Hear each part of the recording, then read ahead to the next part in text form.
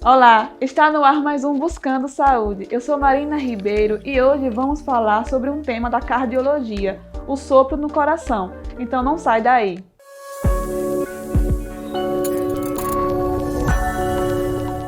E para tirar todas as dúvidas sobre esse assunto, nós estamos recebendo o cardiologista Helder Gomes. Dr. Helder, seja muito bem-vindo ao Buscando Saúde. Obrigado, Marina. É sempre um prazer esclarecer as informações, deixar um pouco mais simples a cardiologia. Dr. Helder, para iniciar nossa conversa, o que é o sopro no coração? Na realidade, sopro a gente chama um som que a gente escuta no coração e que, na grande maioria das vezes, não deveria estar lá. Pode ser que seja sinal de que tem alguma coisa errada. No caso, já que tem alguma coisa errada, o que pode causar esse sopro? Na realidade, existem dois grandes grupos de doenças que causam um sopro no coração. Existem as doenças hereditárias, ou seja, a pessoa já nasce com alguma alteração no coração, e aí essa alteração faz com que o fluxo de sangue passe por algum local ou muito apertado, ou por onde ele não deveria ir, e daí gera aquele som que a gente escuta quando examina o paciente. Daí sopro. Esse é o primeiro grande grupo, né? As causas congênitas, na realidade. E existem as causas adquiridas. As principais, as três que a gente mais vê no consultório, é o prolapso da válvula mitral, que embora nem sempre dê sopro, é uma causa de sopro. Existe a estenose mitral, que ela é uma complicação da febre reumática, principalmente aqui no Nordeste, é uma doença muito comum e é um diagnóstico que muitas vezes, se não suspeitado, a pessoa pode ter o diagnóstico muito tardiamente, aos 30 anos, isso por falta de ar.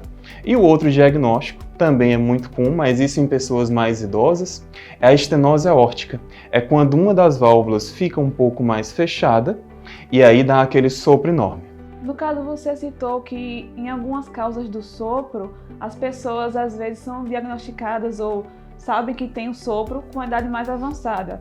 Mas no caso do sopro congênito, já dá para saber se um bebê ele vai nascer já com sopro no coração?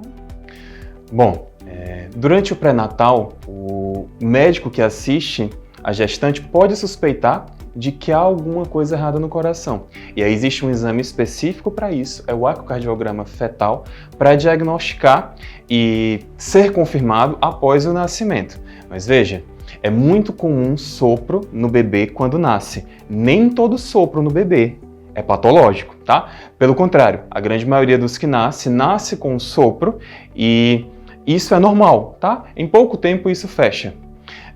Agora, quando isso persiste com o tempo, aí sim, precisa de acompanhamento e por vezes vai precisar de alguma intervenção. Doutor, e quanto aos sintomas do sopro?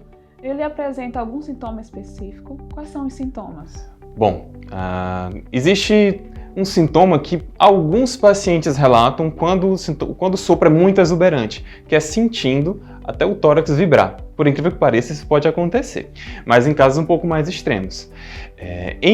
Quando não acontece isso, geralmente é falta de ar aos esforços, tá? Falta de ar aos esforços ou palpitações são os dois principais sintomas. Doutor, e para quem tem sopro no coração, quais são as piores complicações que ele pode causar? Bom, o sopro é sinal de que o sangue está indo para algum local que não deveria ir. E isso força o funcionamento do coração.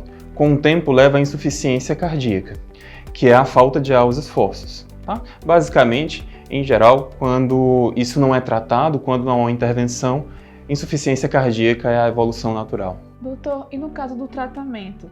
Você falou que no caso dos bebês, quando eles nascem com esse sopro, não precisa de uma intervenção, na maioria das vezes, porque ele fecha o pequeno orifício, mas e quando é um sopro de pessoas com idade mais avançada? Existe tratamento? Tem que ter uma intervenção cirúrgica? Como isso acontece? Bom, um esclarecimento é importante. Em bebês, geralmente o profissional que está mais habituado a identificar e a planejar o tratamento desses pacientes é o cardiologista pediátrico. É uma formação direcionada para isso. A minha formação é na cardiologia das cardiopatias adquiridas, ou seja, as pessoas um pouco mais velhas que têm sopros.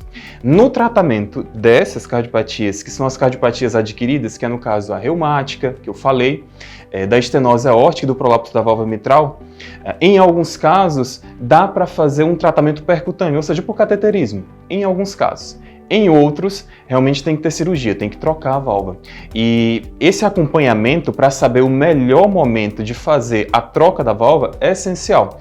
Porque se a gente perde esse tempo de trocar, às vezes a cirurgia aumenta muito o risco, fica muito ruim. Justamente naquele momento que o paciente está no estágio de evolução de insuficiência cardíaca, já é bem mais difícil. Você pode explicar como é, com mais detalhes, como é essa cirurgia? Bom, a grande maioria das cirurgias realmente é abrindo o peito, não tem muito jeito, tá? Mas nos últimos anos houve evolução em alguns procedimentos. Acho que o que mais evoluiu é a troca da válvula aórtica, tá? Hoje a gente consegue trocar a válvula aórtica por meio de cateterismo. Por um furinho na perna, a gente consegue levar a válvula aórtica até onde ela deve ficar e implanta ela lá. Existe alguma restrição de idade para realizar esse procedimento? Restrição em si, não, mas a indicação ela é muito precisa. Geralmente a gente indica em pacientes mais idosos e que não têm condições clínicas para se submeter à cirurgia. A cirurgia e a troca percutânea, que é essa por cateterismo, tem algumas peculiaridades. Então a gente avalia as condições clínicas do paciente. Se ele puder se submeter à cirurgia, na grande maioria das vezes, é o que a gente vai preferir. No caso do dia a dia, as pessoas que têm sopro no coração, tem algum hábito que elas devem evitar? Bom, ter sopro no coração por si só não limita o paciente.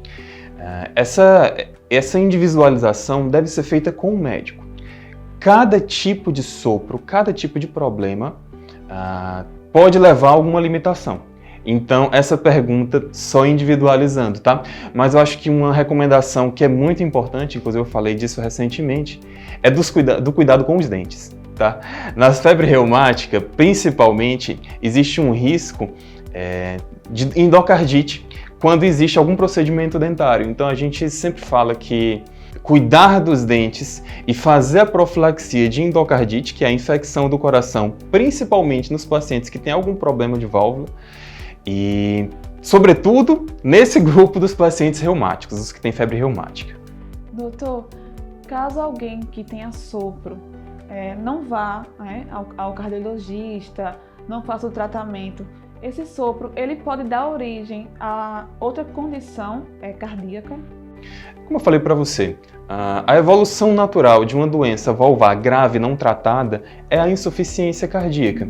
E a gente sabe que a insuficiência cardíaca, além de limitar muito o paciente, piora a qualidade de vida e reduz a expectativa de vida. Então, o ideal é que se acompanhe e, se for necessário algum tratamento, executá-lo no momento correto. Daí a importância do acompanhamento. Doutor Helder, muito obrigada por sua participação aqui no Buscando Saúde. Foi um prazer tê-lo aqui conosco.